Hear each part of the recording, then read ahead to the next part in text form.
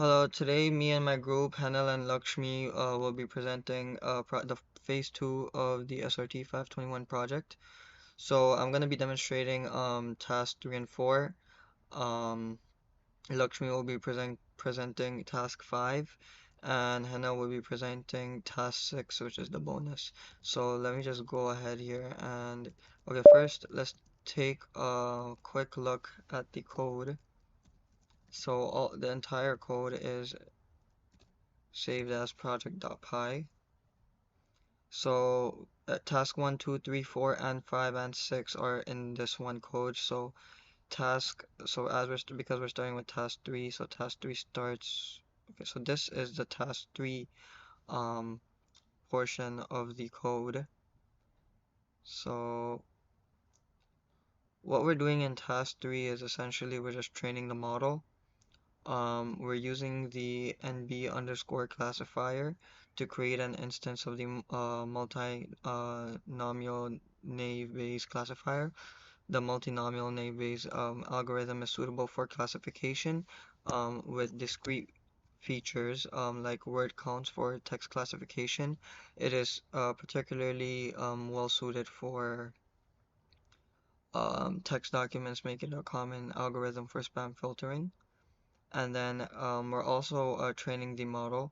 So it trains the classifier using the training data. The fit method is a standard interface for training machine learning models on datasets in the skitlearn. X underscore train contains the features for the training set, which in the context of spam filtering would be the matrix of token counts for each message. These features are derived from the text of the emails using the count vectorizer that has been previously fitted with the training data. It converts the data into a format that the machine learning algorithm can process, specifically a bag of words model where each email is represented by a vector indicating the frequency of each word in the entire training like corpus. And then we have the Y underscore train that contains the training set labels with 0 indicating no spam and 1 indicating spam. So after this code executes, the NB underscore classifier will be a train naive Bayes model ready to predict whether new emails are spam or not based on the learning patterns from the training data. So that's what it is. So now let me explain the task 4 portion of the code. So this is the task 4 portion of the code. The about this code performs the evaluation of the spam classification model.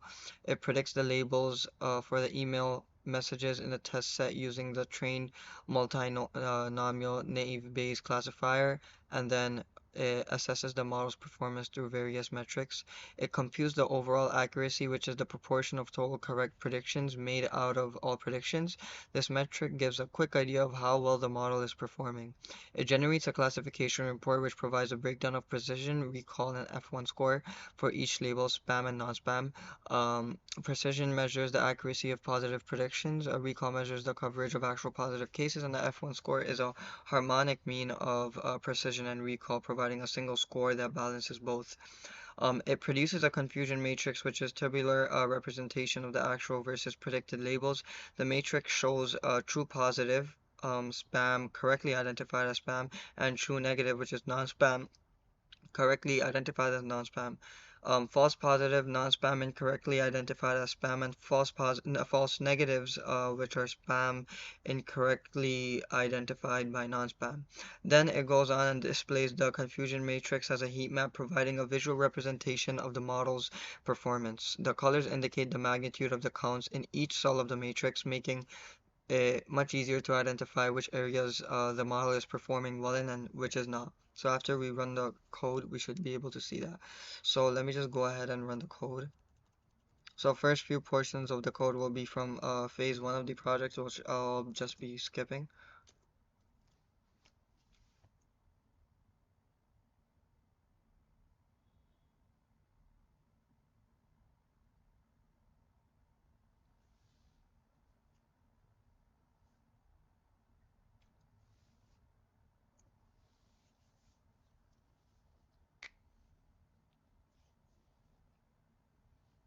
Yeah, so this is all from task one, phase one.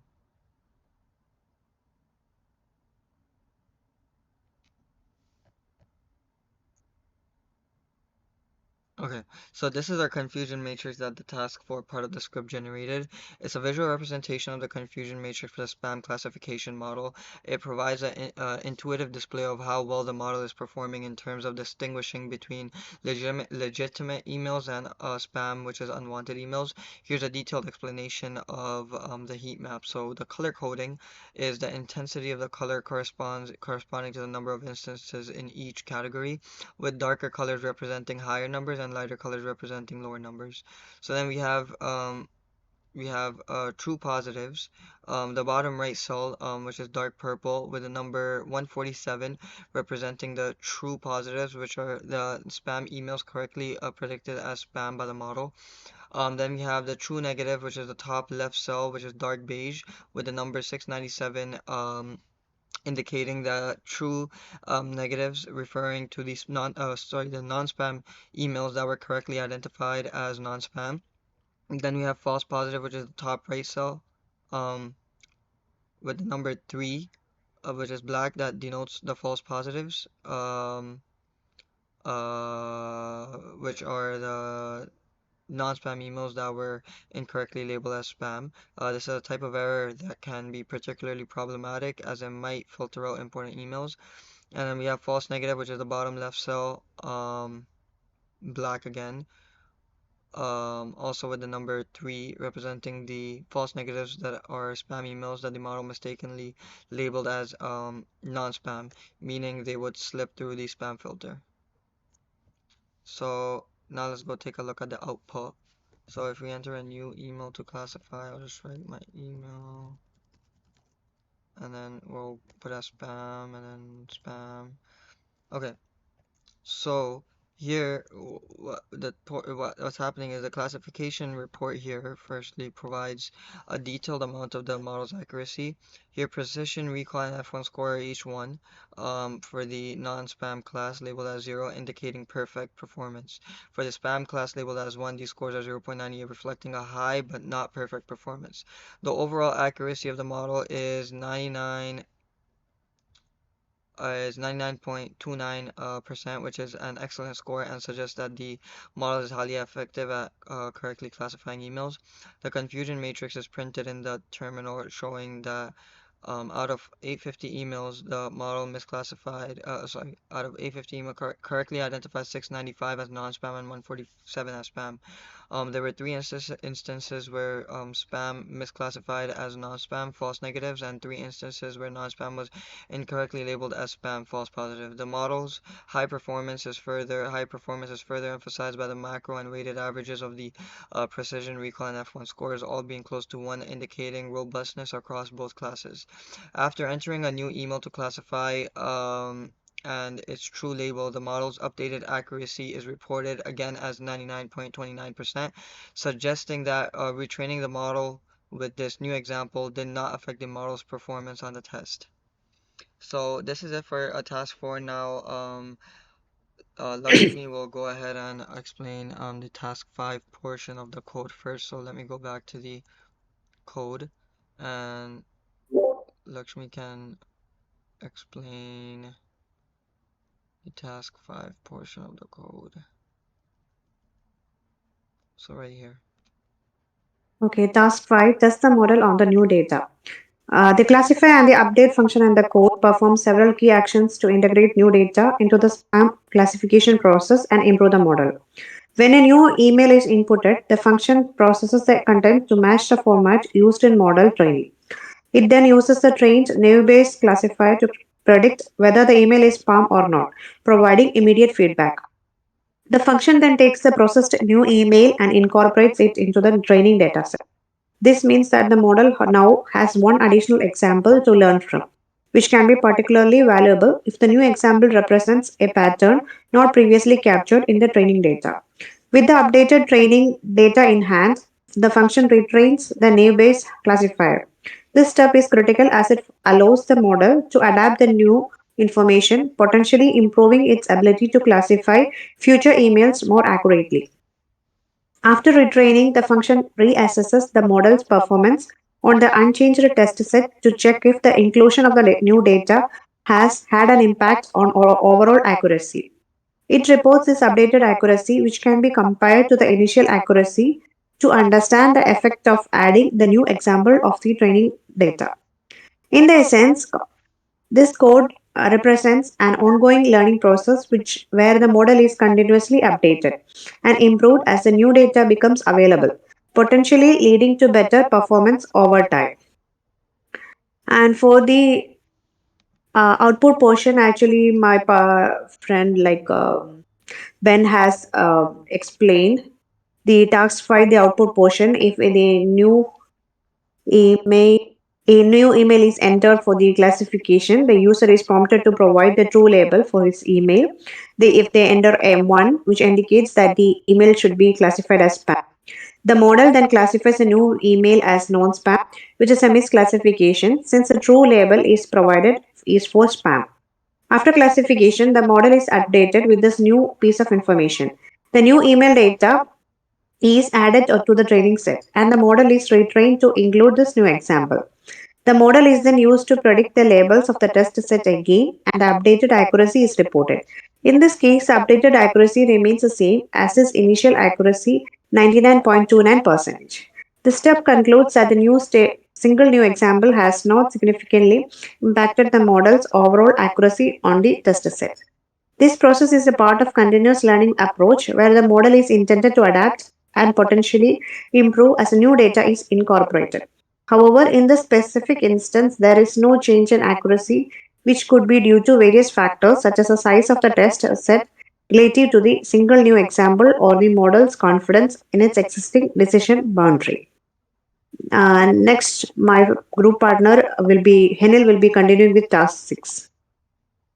Yeah, so I'll show over the task 6, which is the bonus. It's highlighted here, and what the code means is that it introduces a function that allows for the adjustment of the classification threshold, which is the decision boundary used by the classifier to determine whether an email is more likely to be spam or not. Here's how it works in detail. So there's a function, it's named adjust threshold. This function is defined to accept a threshold parameter. This parameter is the probability cutoff that determines when an email is classified as spam. Probability estimates. The function begins by obtaining the predicted probabilities for the positive class, that is spam, for each class in the test set. The predict_proba function returns a two-column array where one column is the probability of class 0 and the other is class 1. The slice extracts the probabilities for the positive class. Adjusting predictions. The model's default threshold for classification is typically set to 0.5. The function creates a new array of adjusted predictions by applying the user-defined threshold. If the probability of being spam for an email is greater than or equal to the threshold, it is classified as spam. Otherwise, it's not. Calculating adjusted accuracy. After adjusting the predictions, the function calculates the accuracy of the model with the new threshold. This adjusted accuracy reflects the model's performance when classifying emails as spam based on the new cutoff point. And then we finally print adjusted accuracy. The adjusted accuracy showing how the change in the threshold affects the overall performance of the model.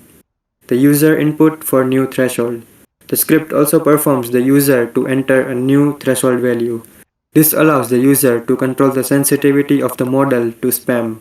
A threshold closer to 0 makes the model more sensitive, or in other words, more likely to classify emails as spam, increasing the risk of false positives, while a threshold closer to 1 makes the model less sensitive, in other words, more conservative in classifying emails as spam, increasing the risk of false negatives. The bonus feature is useful for tuning the model according to different operational requirements.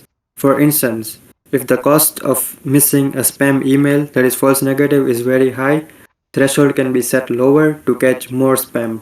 Conversely, if the inconvenience of incorrectly classifying a good email as spam is more concerning, the threshold can be set higher. Now I'll show the terminal output. The terminal output is seen here, and the above part for the bonus reflects the results of adjusting the decision threshold for the spam classification model. After being prompted to enter a new threshold value, the user has input 1, which is maximum threshold value for classifying an email as spam. This means the model will only predict an email as spam if it's 100% certain, based on the probability output from the predict proba method. Given this new threshold, the terminal output shows adjusted accuracy with threshold 1.0 is 97.06%. This means that the threshold is set to 1. The model's accuracy on the test dataset falls to 97.06. The decrease in accuracy compared to the initial accuracy of 99.29 suggests that by using a higher threshold, some spam emails are no longer being identified as spam. They are being classified as not spam, which is increasing the false negatives. The model has become more conservative, effectively reducing the chance of false positives, or legitimate emails incorrectly labeled as spam, but at the cost of missing more actual spam emails. The use of threshold 1 is extremely and typically not practical, as it requires absolute certainty and would result in many spam emails not being caught. This setting would be useful in scenarios where the cost of misclassifying a legitimate email as spam is very high and must be avoided as much as possible. This marks the end of the presentation. Alright guys, thank you for listening. That concludes the our presentation for phase 2 of the SRT 521 project, and hope everybody has a great day. Thank you.